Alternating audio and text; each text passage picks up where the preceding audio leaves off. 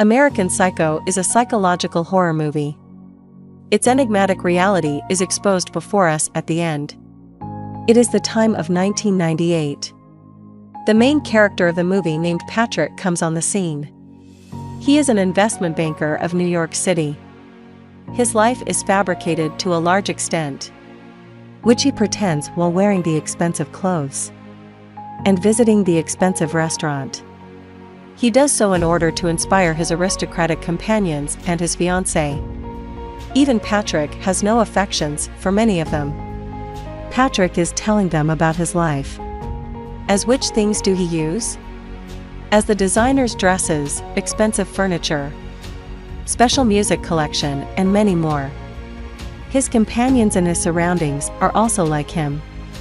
One of the companions shows his visiting card for ostentation while comparing him with Patrick. This visiting card is better and more expensive than Patrick. All like it. Patrick is got furious, thinking how his companion Paul's visiting card seemed better than mine. In this aggression and senseless state, Patrick kills a homeless person with his pet dog violently. After a while, Patrick intends to have Christmas dinner with his friend Paul, the friend whose visiting card was better than Patrick's card. Now they reach home for dinner. A reputed background song is being played on the music player. Patrick is telling his friend the artistic characteristics of this song. Suddenly, he attacks Paul with axe. It means he murders him using an axe. After that, he throws his dead body so that no one may find it. Going to his house, he brings some changes, as he keeps the photocopy of London air tickets, so that it is thought during the investigation as Paul is not here. Rather, he had gone to London.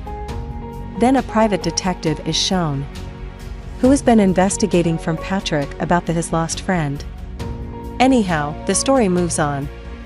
Now Patrick brings 2 prostitutes in his house. The background music is still played as usual. He praises the singer of that musical band. They all 3 spend some time with one another. Afterward, picking up a tool, Patrick hurts both prostitutes with it. Consequently, those girls' wounds bleed much. Then it is shown that those girls leave his house after a while, who are wounded badly. They have been mistreated by Patrick. The next day, Patrick invites his secretary for dinner. She says, "I will come for a drink, not for dinner." When his secretary comes to his house, she is talking in her tune, sitting at a place. Coming at her backside, Patrick is wanting to kill her with a nail gun. All of a sudden, on the phone answering machine, he receives a message from his fiancée that "I am coming after a time." Hearing it, he hides the nail gun. He says to his secretary, "You may go now." The next day, the private detective meets Patrick at lunchtime. Patrick, he tells him, "You are not a possible suspect of Paul's vanishing on my part. But the question is, why did he leave his house suddenly?" Patrick was listening to him silently. That now Paul's house is vacant. Patrick welcomes 2 prostitutes to his residence, and he murders one of them here. Another girl runs to escape her life. That running girl encounters more dead bodies while searching the exit.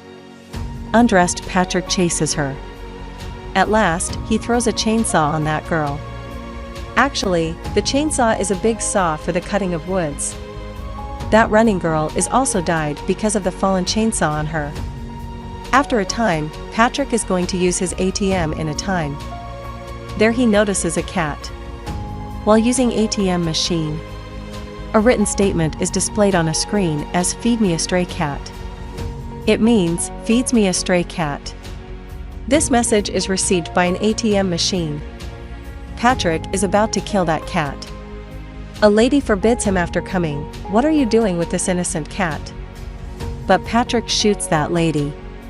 As a result, police pursue Patrick. And Patrick also kills his chaser 4 police officers. Patrick is regretful of his doing till now.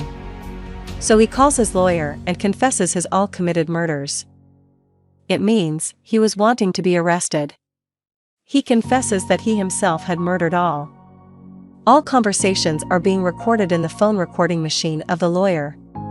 Because the lawyer is not there to attend the call. There is again a meeting between Patrick and the private detective, who is investigating the lost Paul. He tells his source has seen Paul in London a while ago. It means he has not been murdered but alive. He has gone to London without telling anything to anyone. Hearing it, Patrick is gone upset and worried. How did it happen? I myself murdered him. Next day, Patrick visits Paul's house. Thinking if there are the proofs of his sin, he may remove it. But that house is vacant and for sale by someone. Property States dealer reveals that Paul is not the owner of this house. We notice the worry on Patrick's face once more. On the other side, Patrick's secretary checks in the office that Patrick has drawn the different drawings of murders in the official documents. These drawings are brutal and heart-stirring. Now dawn breaks out and Patrick meets his lawyer in the restaurant. He reminds him about the recorded call. He again confesses that I have murdered many people in the last few days. His lawyer laughs at him and says, "Either you're joking or you're trying to fool me." It is impossible because last day he had dined with Paul in London. Patrick is confused and tired after knowing and hearing it. At first, the private detective told about his being alive and now his lawyer also told the same. Patrick is unable to understand anything. And he returns to his house. Basically, Patrick is just hallucinating all committed murders. It means to consider things true that do not exist anymore. This was all a result of his creativity. Because he resented all killers and meant to intimidate them. In his mind, he formed an imaginary world in which he killed everybody. Actually, it was a mental disorder of Patrick. And the movie also ends here.